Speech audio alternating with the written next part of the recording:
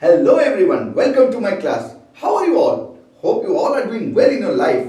Today we are going to discuss some more concepts on machine. We will begin the class with principle of machine. So let us start the class. Okay? Students, when energy is supplied to a machine by applying some effort, it overcomes the load by doing some work. Okay, so that means the energy is utilized in doing some work. That is why the input work is equal to the output work. For an idle machine, output energy is equal to input energy. Okay, this is for an ideal machine. Okay. Students, let us now discuss all these things in detail. Why the output energy is equal to input energy in case of an idle machine? By the way, what is an idle machine and what is an actual machine? So, we are going to discuss all about this. Okay? So, in a machine where we apply energy to do certain kind of work. Okay? That means we apply effort. So, that is called the effort point. Point at which we apply effort. Okay, and load point is the point at which we apply energy to overcome the load. Okay, so point at which we apply energy to overcome load. So, these are effort point and load point. So, students, as we know that law of conservation energy says that energy is neither created nor destroyed. That means output energy has to be equal to input energy. Okay. Whatever energy we put in to do work, that much energy is utilized to overcome the load. You need to remember this, that output energy is equal to input energy. Okay. So students, from this we can come to the conclusion that efficiency can never be greater than 1. Okay. Efficiency can never be greater than 1. It cannot be greater than 1, or it cannot be greater than 100%, because the ratio can never be greater than 1. So as output energy has to be equal to input energy, efficiency can never be greater than 1 or can never be greater than 100%. Okay, so students, let us now discuss about what is an idle machine and what is an actual machine. Okay, idle machine is a machine where there is no loss of energy in any manner. No loss of energy. No loss of energy. So that means its efficiency is 100%. As there is no loss of energy in any manner, the efficiency of the machine is 100%. What about actual machine? In practical scenario, there is always some opposing force acting upon a body. So, there is always certain loss of energy while we do work. So, we don't have 100% efficiency actually. So, the machine which has efficiency less than 100%, efficiency less than 100%, it is actually called actual machine. So, that means in actual machine what happens? Output energy is less than input energy.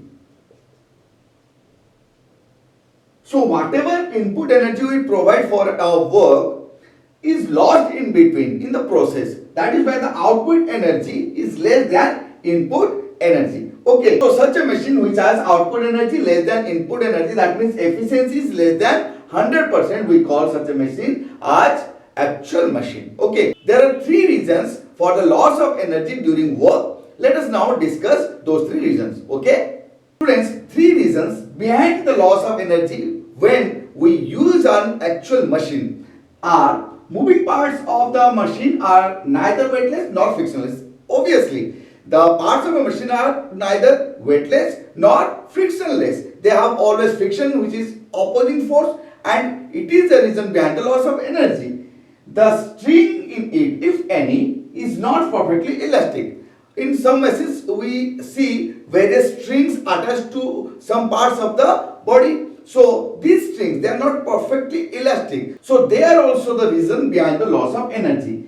Then last one, different parts of machine are not perfectly rigid. Okay, machines have different parts, they are not perfectly rigid. So we can say that they cannot affect the loss of energy. So they are also the reason behind the loss of energy. So students, from all these discussions, we can conclude that says a machine is 80% efficient. That means whatever energy is being supplied, out of that 80% is useful to overcome the load, and the 20% energy is lost because of friction and some other opposing forces. Okay, students, while using machine, you might have felt that the moving parts of the machine get heated. Why is it so? You just need to note it down that the most prominent loss of energy is in overcoming the force of friction between the moving parts of the machine. We have already discussed that the force of friction opposes the motion, it opposes the use of the machine. So it is an opposing force, isn't it? So what happens over here? The machine, it always tries to overcome the force of friction, thereby losing some energy. And the lost energy is actually, it is in the form of heat energy. That is why the moving parts of machine get heated. Okay, it is an important concept and you need to remember this. Okay. Students, let us now discuss about the relationship between efficiency, mechanical advantage and velocity ratio.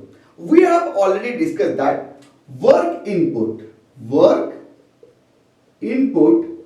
is the product of effort and displacement of effort. That means we can write it as E into dE, and work output is equal to load into displacement of load. That can be written as L into dL. Fine. So this is the work input and work output. So let us now try to build some relationship between them. Okay. We have discussed now that efficiency is nothing but output work divided by input work. It is the ratio.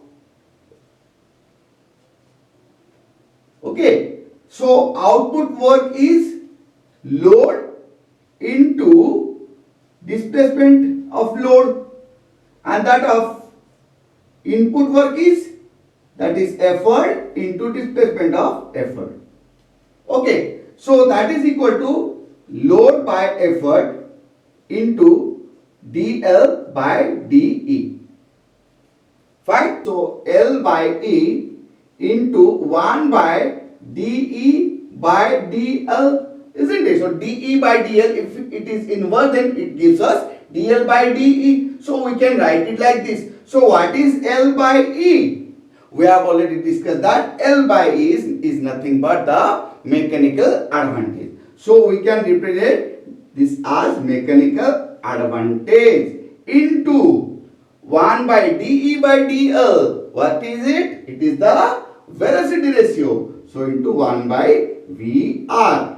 That means we can conclude from this as efficiency is equal to mechanical advantage divided by velocity ratio. So this is the relationship between efficiency, mechanical advantage and velocity ratio. We can have another relationship between them from this formula only, that mechanical advantage is equal to efficiency into velocity ratio, or we can say that velocity ratio is equal to mechanical advantage divided by efficiency. So in this way we can have a relationship between efficiency, mechanical advantage and velocity ratio. Students, you need to remember these three formulae which will help you in solving numericals. Okay? So students, as we have discussed that mechanical advantage is equal to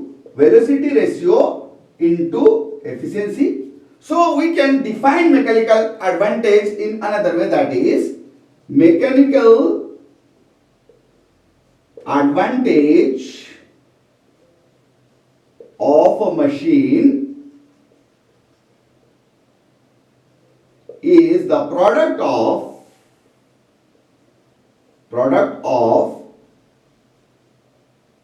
velocity ratio and efficiency of that machine.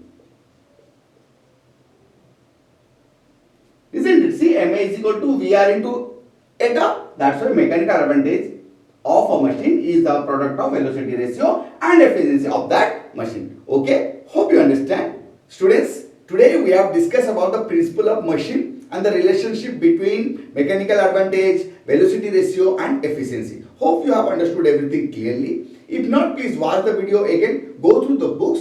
You will understand everything very clearly. Okay? To have a better grasp on the concept that you learn, you need to revise it. Okay? So keep revising, keep practicing, and most importantly, keep smiling.